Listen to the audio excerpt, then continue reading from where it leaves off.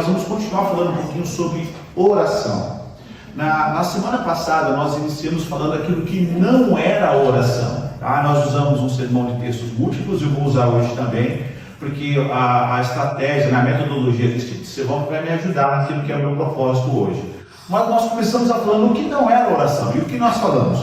Que oração não é um monólogo, que oração não é um acessório cristão, que oração não é um ato ritualístico. Falamos que oração não é um tratamento parcial, ou seja, em uma única esfera da sua vida. E também falamos que a oração não está restringida à esfera natural, né? Que ela tem essa proposta espiritual. Portanto, nós definimos, porque a intenção era a gente desmistificar algumas coisas sobre oração. Mas a oração, ela possui uma temática vívida e muito mais forte do que você e do que eu pensamos. A oração, ela é, na verdade, uma chave para as vivências e para as experiências que nós devemos ter com Deus.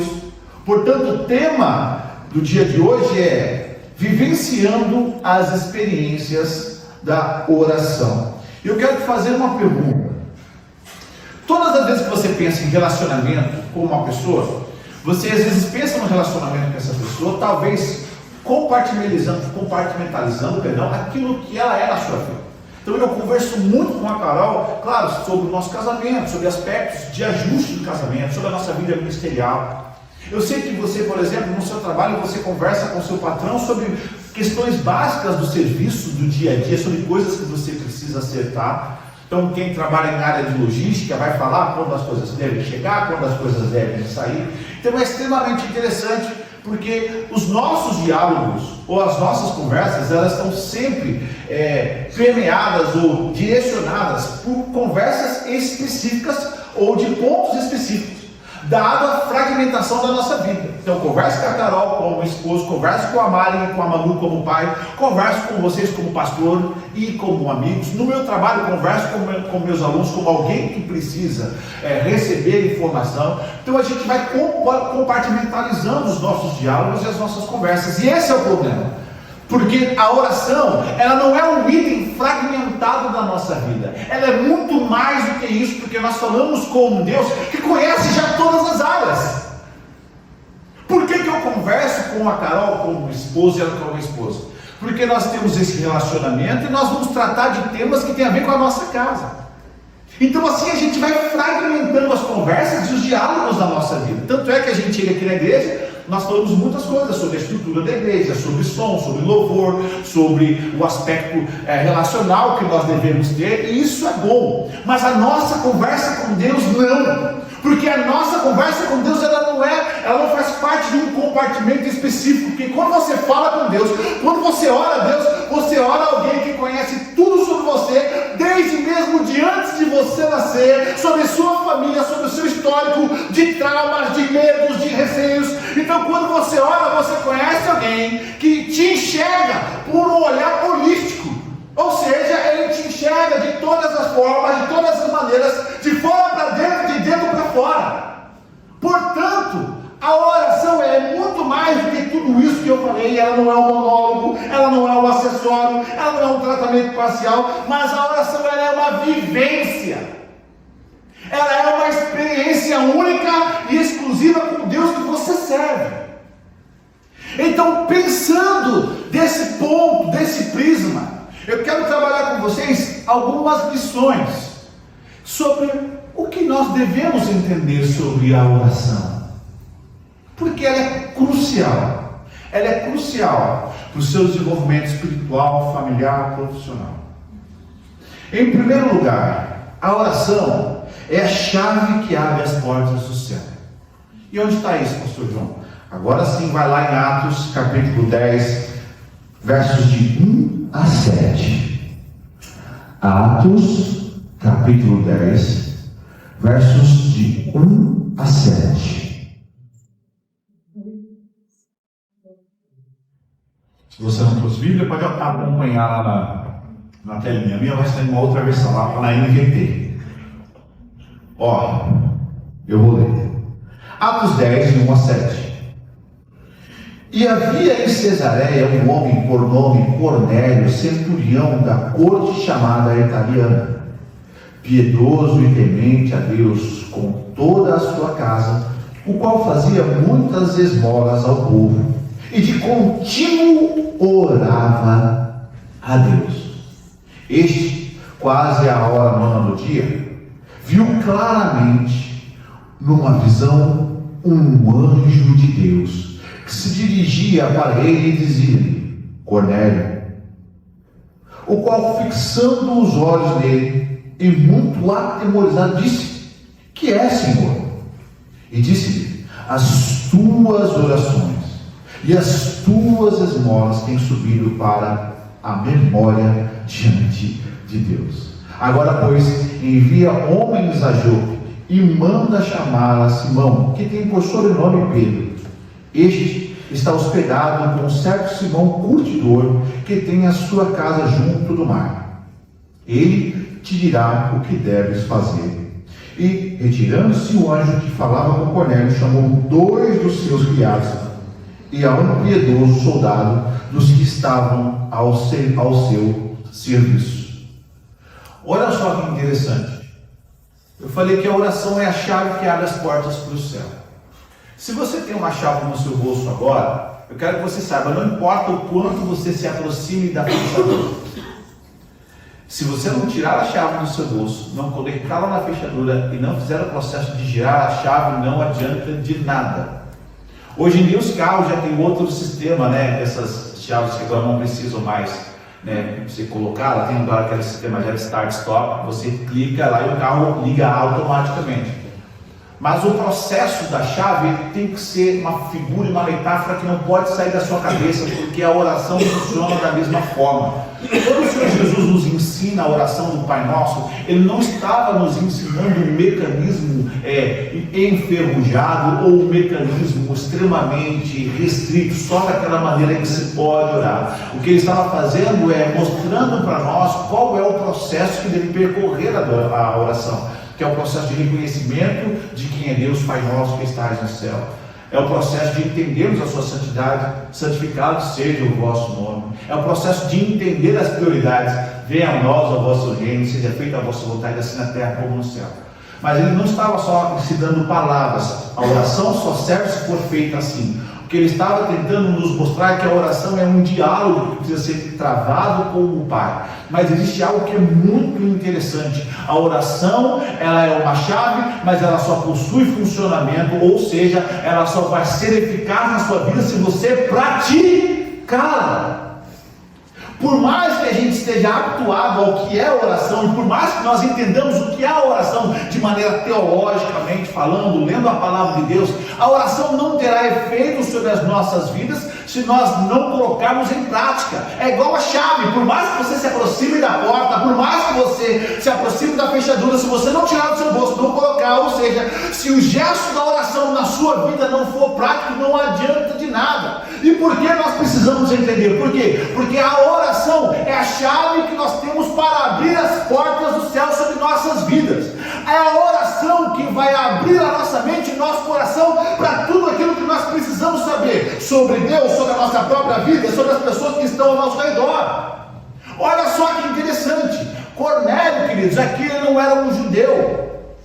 Cornélio não era uma pessoa que estava habituada às questões religiosas. Mas a oração é algo tão importante, mas ela é algo tão importante que ela faz com que alguém que não era judeu, que estava acostumado com o panteísmo romano, mas faz com que essa pessoa seja ouvida pelo Senhor, a tal ponto de Deus enviar um anjo para falar que esse cordeiro, esse homem é tão piedoso, ele conhece o sistema da oração, ele se dá à oração, ele se envolve com a oração, ele se prostra diante de oração, e esse homem me busca tanto que eu vou ter que enviar um anjo para ele, para falar das verdades do Evangelho, ou seja, o céu se abrirá na vida de Cornélio, porque esse homem me buscou em oração.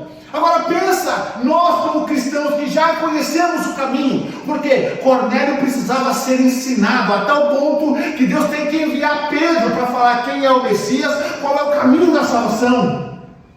Agora nós, que já somos crentes, que já somos cristãos, que já entendemos quem é o caminho e a verdade e a vida, porque foi pregado nesse púlpito, se nós nos apegarmos à oração, quanto mais coisas não virão sobre a minha vida e sobre a sua vida, se nós entendemos o processo que envolve o sobrenatural de Deus. Quando você ora, as portas extremamente interessante, porque o texto daria até uma outra pregação. Porque se você for perceber, quando Cornélio ora e o anjo aparece, o anjo dá várias instruções, fala assim para ele: ó, Cornélio, você vai ver uma pessoa, ele deve ir para Jope, ele vai encontrar um homem Simão, de sobrenome Pedro. Ele vai dando todas as estratégias que Cornélio precisa. Ele fala assim: mas tem 2 Simão, você vai naquele que é por sobrenome Pedro. Olha só que interessante, quando nós oramos, além das portas do céu se abrirem, também se abrem as estratégias divinas, porque Cornélio não sabe nada sobre Pedro, mas Deus sabe tudo sobre Pedro e manda ele ir no lugar certo, da forma certa, na região certa. Você vai para Jope. Então eu quero que você saiba que quando você ora, as portas do céu se abrem, e mais do que isso, porque com as portas do céu abertas, você tem estratégias para direcionar todas as áreas da sua vida. Então é por isso que eu preciso orar, e orar quanto mais mente. Sabe por quê? Porque quando eu oro, Deus me dá estratégia para lidar com a minha esposa, e para minha esposa ter estratégias para lidar comigo, que não sou uma pessoa fácil. Quando você ora, Deus abre as portas do céu e te dá estratégia para o seu ambiente de trabalho, para o seu relacionamento, para os seus sonhos, para a sua vida. Quando você ora, quando ora de verdade, as portas do céu se abrem. Porque a oração é essa chave. É a chave que traz o céu para a nossa presença. Só que olha só, é tão interessante essa questão da oração, que nós, enquanto cristãos, nós ainda não entendemos. Eu falo isso como igreja geral, não só como redenção, mas como igreja geral. Nós ainda não entendemos o conceito de oração. Porque se nós entendêssemos o que ela é capaz de fazer, nós oraríamos mais fervorosamente, mais intensamente. Estaríamos mais presentes aqui no culto de quinta-feira. Estaríamos mais presentes aqui. Sabe por quê? É extremamente interessante. Às vezes, nós estamos atrelados ao problema, tão amarrados ao problema, e a gente fala, usa a desculpa desse problema, se eu não vou na quinta-feira, porque eu estou assim, nossa, olha que interessante que eu vou te falar. Meu trabalho está amassante, pastor João, de quinta-feira. Pastor João, estou brigando com a minha esposa, chega quinta-feira, eu brigo mais. Então eu não vou na quinta-feira, porque se eu for na quinta-feira, eu vou brigar mais com a minha esposa. Quero dizer uma coisa, venha na quinta-feira para você orar, para repreender o demônio dela. Brincadeira, esposas. O demônio é o nome deles. Brincadeira, esposas. Mas você entende como as coisas funcionam na nossa vida? Em vez de nós utilizarmos a oração como recurso para aliviar o nosso fardo, nós abrimos mão da oração, achando que abrir mão da oração vai aliviar o fardo da sua vida. Não vai. O teu chefe vai continuar te espiziando, você orando ou não, então vem orar. A vida financeira vai continuar difícil, você vindo orar ou não, então vem orar. As enfermidades às vezes vão continuar nos arrastando no dia a dia, mas já que vai estar no meu pé, então eu vou lá orar. Porque entre me conformar com o que eu estou e buscar estratégias da oração para mudar quem eu sou, eu prefiro buscar estratégias da oração para mudar quem eu sou. Sabe por quê? Porque a oração não é um monólogo, oração é um diálogo com um Deus soberano que pode mudar a minha realidade, sim. Amém. Porque a oração é a chave que abre as portas do céu. Aleluia. A gente precisa entender isso. Você sabe, existe algo, eu já li um livro chamado Crenças Limitantes, que são aquelas crenças que, em vez de abrir a nossa mente, elas fecham cada vez mais. E o diabo, ele é expert em produzir crenças limitantes na nossa cabeça. Quer ver uma das crenças limitantes? Para que eu vou para o culto orar? Não adianta mais. Para que eu vou continuar insistindo com os meus filhos? Não adianta mais. Para que eu vou continuar insistindo com o meu marido? Não adianta mais. Para que eu vou continuar insistindo na vida cristã? Não adianta mais. Isso é chamado de crença limitante. Deus diz para você que não adianta mais? Se foi Ele que disse, amém. Mas se não foi Ele que disse, então continue insistindo. Continue orando. Continue buscando. E se existe alguém que é expert em trabalhar nas crenças limitantes, é Satanás. Sabe por quê? Porque ele sabe que se você parar de orar, parte da sua derrota já está chancelada por ele. Parou de orar, ele se alegra. Parou de buscar, ele se alegra. A oração, queridos, é basicamente você entender que quando eu falo com Deus, eu falo com alguém que está ilimitado no tempo, ilimitado no espaço, ilimitado na matéria, ilimitado em estratégias. Ele tem estratégias, mas acima de todas as coisas, quando eu oro, eu preciso entender que a minha oração chega aos pés de um Deus que me ama. A sua oração chega aos pés de um Deus que te ama e que entende como te ajudar. Mas vamos voltar lá na ilustração. Chave no bolso. Se você se aproximar perto da porta, não vai adiantar nada. A chave não vai sobrenaturalmente sair do seu bolso, entrar na fechadura e girar. O conceito teórico está dado. A prática é minha e a prática é sua. Somos nós que devemos buscar em oração, amém? A oração é a chave que abre as portas para o céu. Mas se a gente não praticar, não adianta nada. Amém? Segundo, a oração é a chave para vivenciar experiências com Deus. Amém. Olha o que eu vou repetir. Oração é a chave para vivenciar experiências com Deus. Agora de novo, vai lá na Bíblia. Vai, por favor, agora em Atos 12. Atos 12. Do 5 ao 17. Olha só que interessante. Atos 12, do 5 ao 17. Pedro, pois, era guardado na prisão, mas a igreja fazia contínua oração por ele a Deus. E enquanto Herodes estava para o fazer comparecer, nessa mesma noite estava Pedro dormindo entre dois soldados, ligado com duas cadeias, e os guardas diante da porta guardavam a prisão.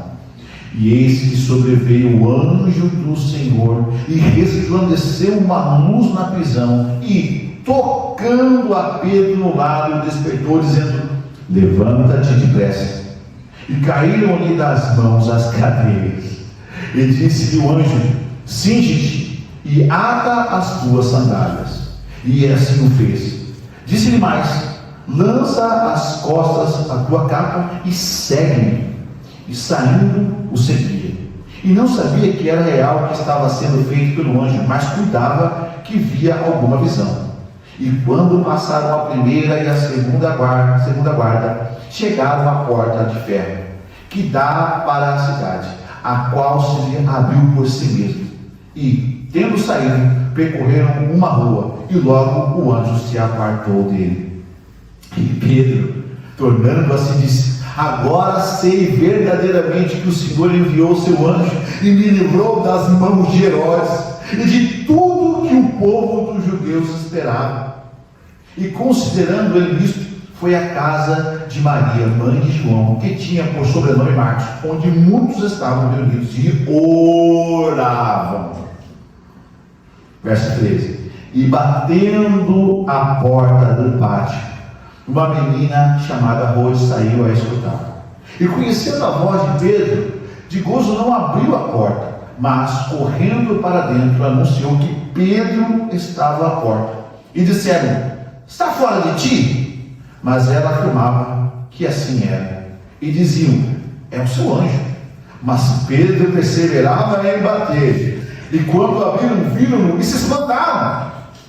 E acenando-lhes ele com a mão para que se acalassem, contou-lhes como o Senhor o tirara da prisão. E disse: anunciai isto a Tiago e aos irmãos. E saindo, partiu para outro lugar. Todas as vezes que nós observamos as principais experiências da igreja do Novo Testamento com o nosso Senhor Jesus Cristo, você vai ver um elemento.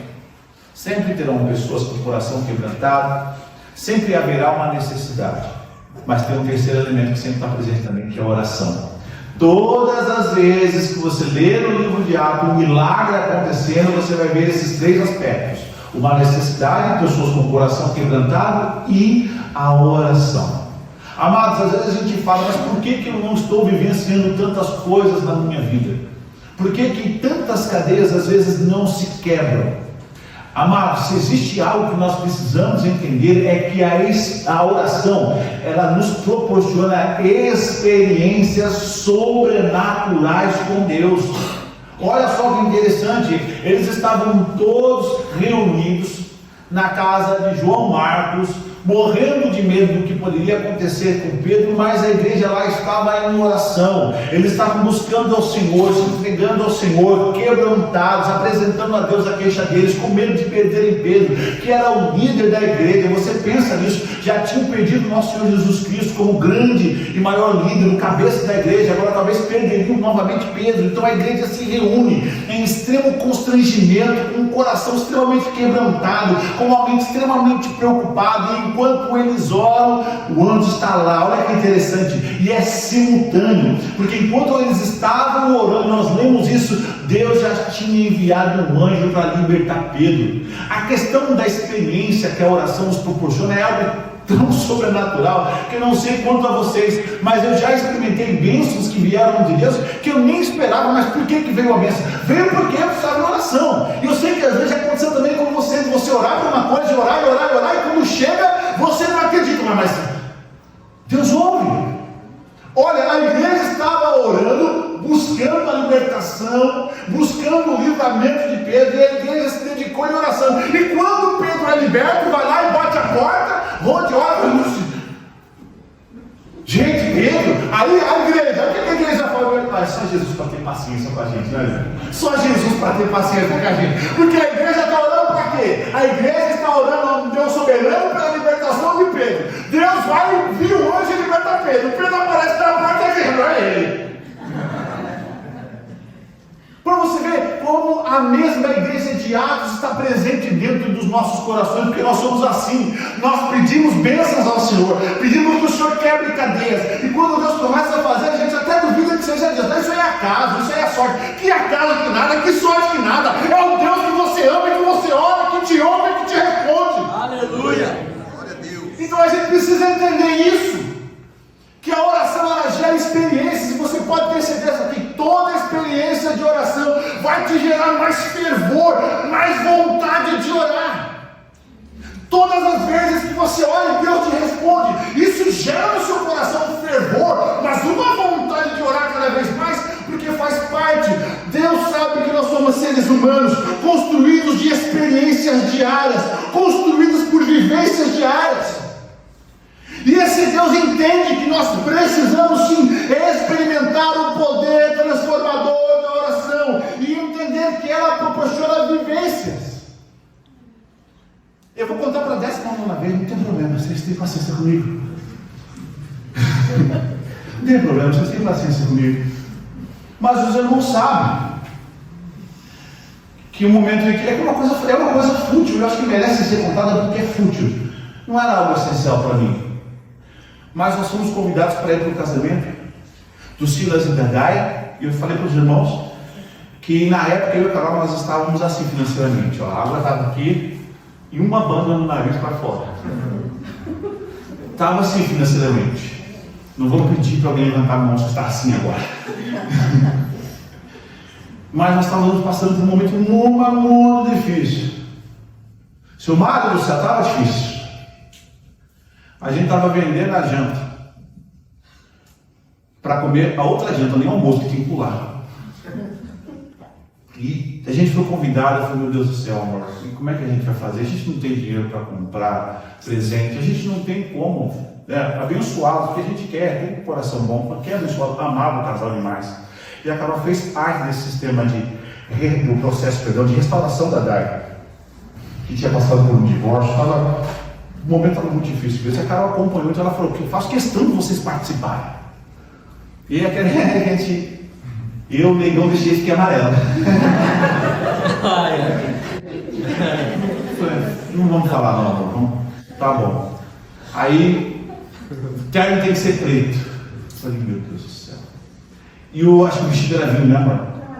O vestido era preto também? E o vestido era preto. A Carol falou, amor, eu tenho um vestido em casa. Mas a gente precisa tirar a prova dos 9. Vamos lá nós tirar a prova dos 9. Falou, vou ver se serve. Eu falei, serve, amor, serve. E o meu casamento nada, irmãos, nada mais destrói um casamento. Porque no dia que eu fui provar para colocar o vestido, ela colocou o vestido, ela falou, fecha o zíper. Escorreu o suor. Fecha o zíper, amor. Meu Deus do céu, e agora? Lá vai eu.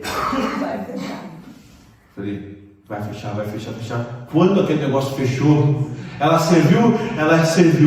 Ela, ufa, eu. Uma coisa menos que nós teríamos que comprar.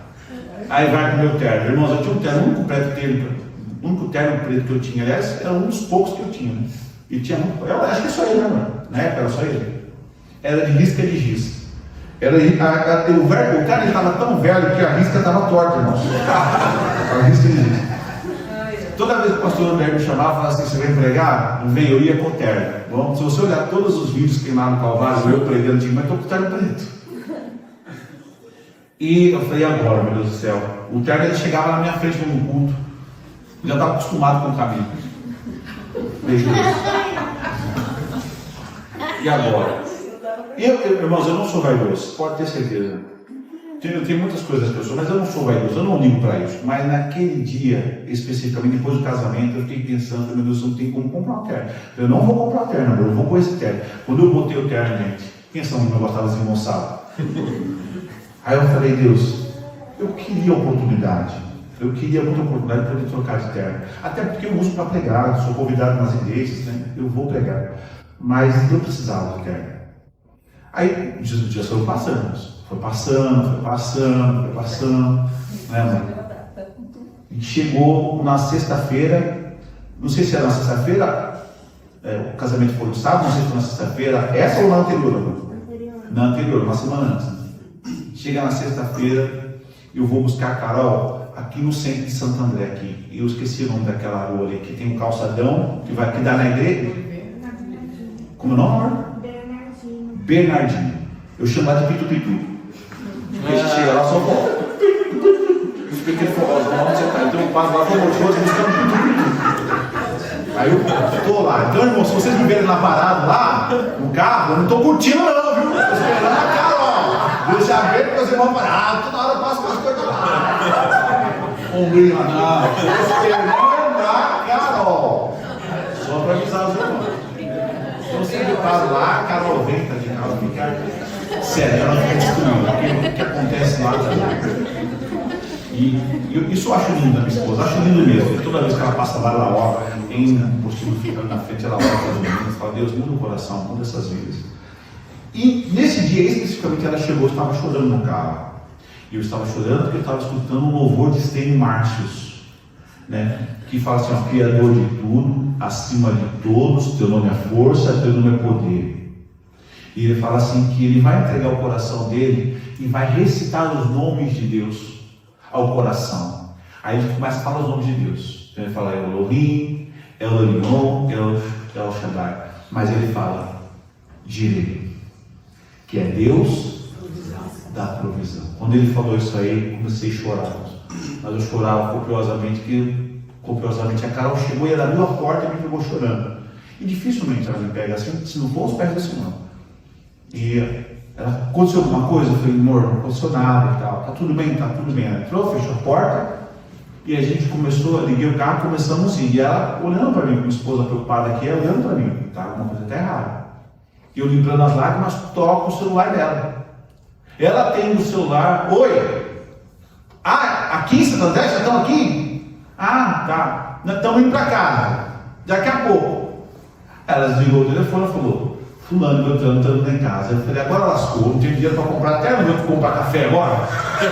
Naquela época, café não estava caro. A gente ama receber as pessoas, gente, por isso é que a situação está. A gente ama, nossa casa está sempre aberta, para receber todos os irmãos. Eu falei, amor, vamos subir em casa. Aí a gente chegou, parou o carro, subimos correndo, eu fui ver se o que tinha, né, amor? O que tinha, amor? Fala. Nem eu sei, porque eu acho que não tinha nada. Começou a hora, eu falei, o que vai ter, o que tem, o que não tem. Nessa correria, toca o interfone. Carol desce. E o olhando preocupado, falei, meu Deus, e agora? O que eu vou servir para esse povo? E toca o interfone de novo.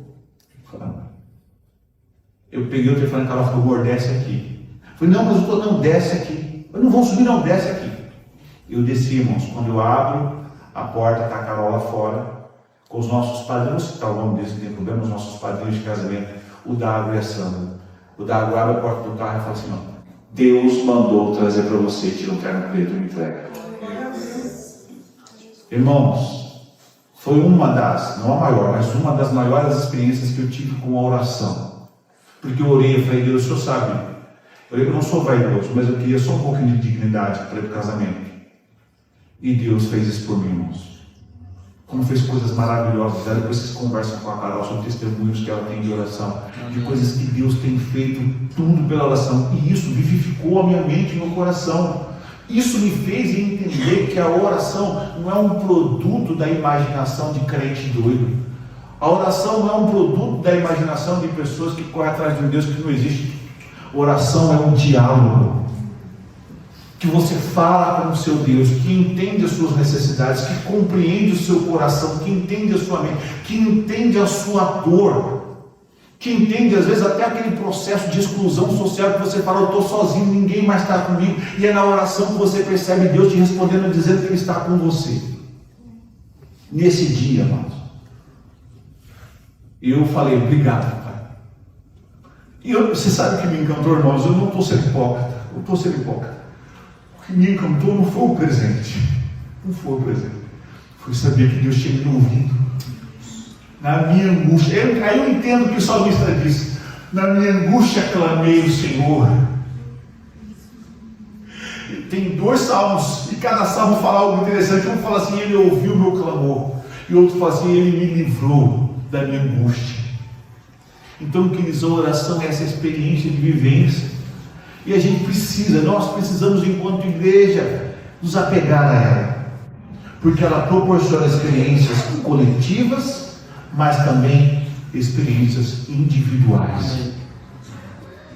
Porque você vai orar no Deus que te ouve, amém?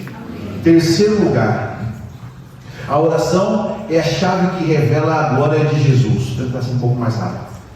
Lucas capítulo 9, verso 28 a 29. Lucas, capítulo 9, verso 28 e a 29. E aconteceu que, quase 8 dias depois destas palavras, tomou consigo a Pedro e a João e a Tiago e subiu ao monte a orar. E estando ele orando, transfigurou-se a aparência do seu rosto, e a sua roupa ficou branca e muito resplandecente. Queridos, a oração é a chave que revela para nós a glória de quem é Jesus. Quando nós oramos, nós entendemos a sua soberania e o seu poder. É por meio da oração que a sua mente vai se abrir para o poder daquele a quem você cultua. Você sabe que existe algo extremamente interessante que é que o mundo está fazendo? O mundo está tentando divinizar a pessoa do Senhor Jesus Cristo e colocá-lo num panteão de deuses, sejam eles mitológicos, sejam eles seculares, seja o que for. É como se a nossa religião, o cristianismo, fosse mais uma religião dentre as religiões, fosse mais um aspecto religioso dentre outros aspectos religiosos, é mais um aspecto filosófico dentre outros filosóficos, e não é isso. Nós pregamos aqui quem é Jesus, fizemos uma série de sermões falando quem é Jesus, e nós entendemos que Jesus está muito acima daquilo que nós imaginamos e pensamos ou até entendemos, que Jesus, ele é tanto imanente quanto transcendente, ele está tanto presente aqui quanto ele é eterno. Só que esse aspecto sobrenatural de quem é Jesus, só a oração pode revelar, porque só por meio da oração você vai ter experiências pessoais, só por meio da oração você vai perceber a autoridade no nome do Senhor Jesus Cristo, só por meio da oração você vai perceber as estratégias que Ele tem para te dar, só por meio da oração você vai perceber quando Jesus trabalha o seu coração intrinsecamente, porque nós esquecemos disso, porque a oração, isso foi falado no culto passado, a oração, ela não é uma ferramenta para trabalhar só o seu exterior, a oração é um instrumento fervoroso para trabalhar o seu interior. Quantas pessoas não oram e vê o processo de angústia diminuir no coração? Quantas pessoas não oram e vê o processo de ansiedade diminuir dentro do coração? Quantas pessoas não oram e vê o estresse diminuir, a perspectiva do estresse diminuir? Quantas pessoas não oram e sentem segurança na própria vida? Por meio da oração. Por quê? Porque ela revela quem é aquele que está sobre as nossas vidas. O que a palavra fala? Maior é aquele que está em nós do que aquele que está no... Quem revela essa verdade para você é a oração. Você vai ver o quanto Cristo é grande na sua vida, a partir do momento que você se apegar à oração. Amém? Eu teria mais coisas para falar, mas o tempo está hoje. Quarto lugar, a oração é a chave que nos leva para o sobrenatural. Para a gente encerrar, abra lá 1 Reis, capítulo 18, versos 37 a 39. Vou concluir nesse, porque eu gostaria de orar com vocês hoje. Vou botar em prática o que a gente está falando na teoria. A oração é a chave que nos revela, ou que nos leva, para o sobrenatural. 1 Reis, capítulo 18, versos 37 a 38.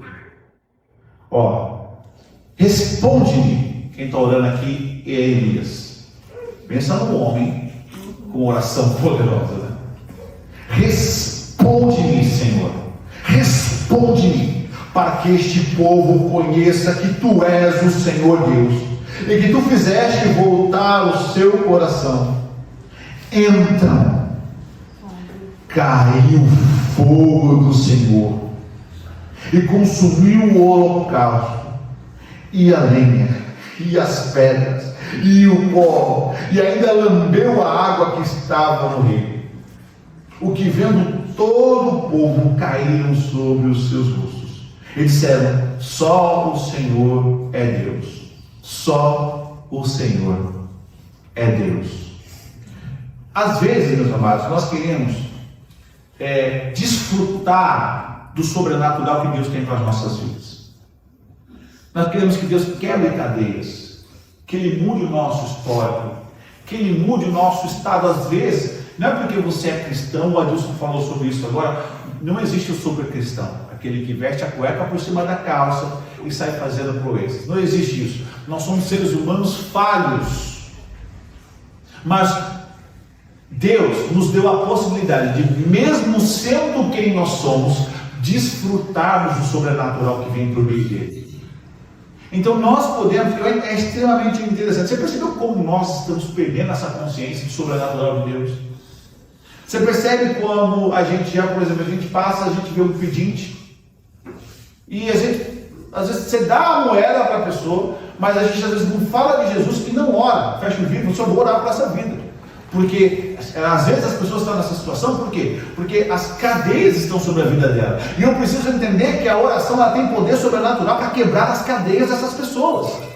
Mas nós estamos agora tão conformados, olha, eu vou te falar, nós estamos tão conformados com a falta do sobrenatural nas nossas vidas, que as coisas vão passando do jeito que estão. Tanto é que quantas vezes nós não estamos sendo alvejados pelo poder de Satanás, e nós acreditamos que não é assim mesmo, tanto faz, não, é uma maré de azar que nós estamos passando. Olha o crente desviado, é azar, não, gente?